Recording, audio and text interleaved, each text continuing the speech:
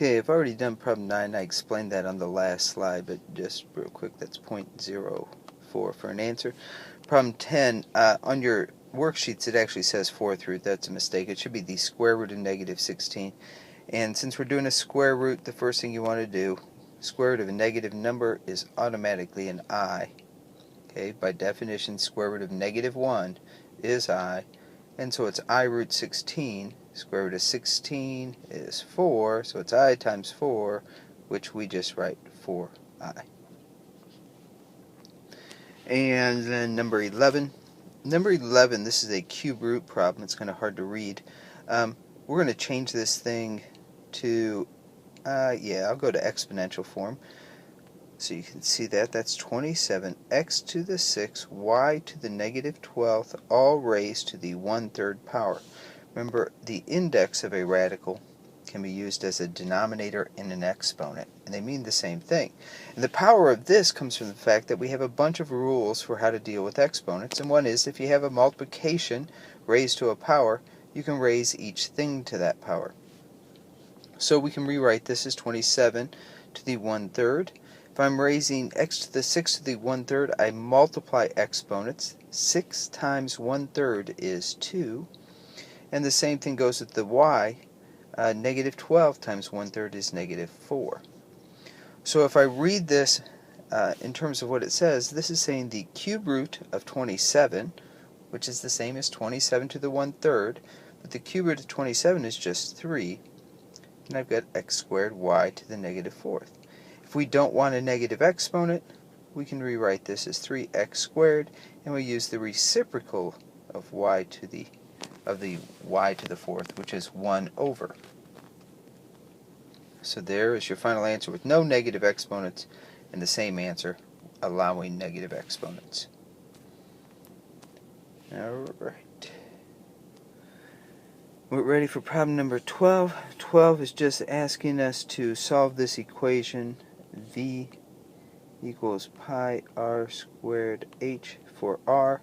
If we look at how the pi and h are connected to the r, they're connected by multiplication, so we undo it by using division.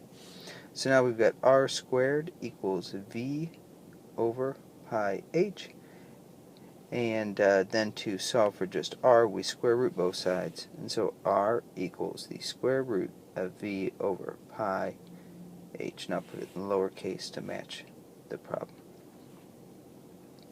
Number 13. 13, we have to multiply two cube roots. As long as the indexes are the same, we can just put them underneath the same radical or the same house. And since it's cube root, I'd like to factor it. 81 is 9 times 9. That is the cube root of 3 9s, which is just 9. Because remember, this is the mom, and she says you got to come out in groups of 3. And so a 9 gets to go outside. Problem 14, same type of problem. We have to multiply.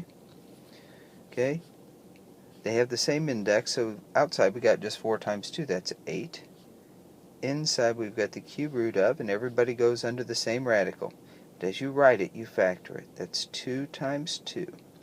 You put numbers next to each other. 6 factors as 2 times 3. Notice now we've got 3 2's together, so we can see a 2 gets to come out. And then we got x to the 5th and x squared. I'm going to write that as x to the 7th so we can kind of see what goes on there. Alright, so let's clean it up some more. 2 gets to come out. It multiplies times the 8. And we've got a 3 and an x to the 7th, which we can write as an x cubed times an x cubed times an x. And the reason we like those x cubes is because it says you have to be in groups of 3, and x cubes say exactly that. I have x times x times x. So an x comes out and an x comes out. So I've got 16. 2 x's come out, which we write as x squared when we multiply them. And I'm left with a cube root of 3x on the inside of the radical. Problem number 15, in order to solve this, we have to get rid of the radical in the bottom just to simplify it.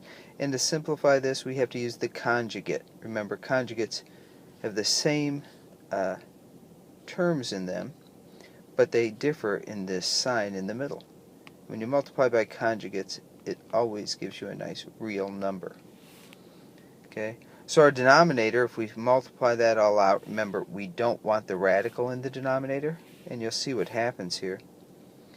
When I multiply the 2 times 2 as I distribute, I get 4. When I do 2 times 4 root 3, I get an 8 root 3. But when I do this distributing, negative 4 root 3 times 2, I get negative 8 root 3. And so the inside-outside terms always end up knocking each other out. And so I don't really have to worry about them. Instead, I've got to focus on this last term in each binomial. Negative 4 times positive 4 is negative 16, and root 3 times root 3 is 9. Now you say, oh, we're supposed to get rid of the radical in the bottom. Well, we did, because 9 is just, square root of 9 is just 3. This is 4 minus 48. And so we have no longer a radical in the denominator. Numerator doesn't come out so nice. As we carry out the distributive process, 1 goes to the 2 and the 4 root 3. Root 3 goes to the 2 and 4 root 3, which is 4 root 9. Okay, and then finishing that thing up, we can see on top we've got a 2, and this is 4 times 3, 12. 14, we got 6 root 3's. And so we get 14 plus 6 root 3 over negative 44, and we'll finish up with dividing everybody by 2. Okay, each term, 14 is a term, 6 root 3 is a term, and 44 is a term. And each one of those was divisible by 2. Alright, I will continue on a new page, and this will be labeled, let's see here, 12 through 15.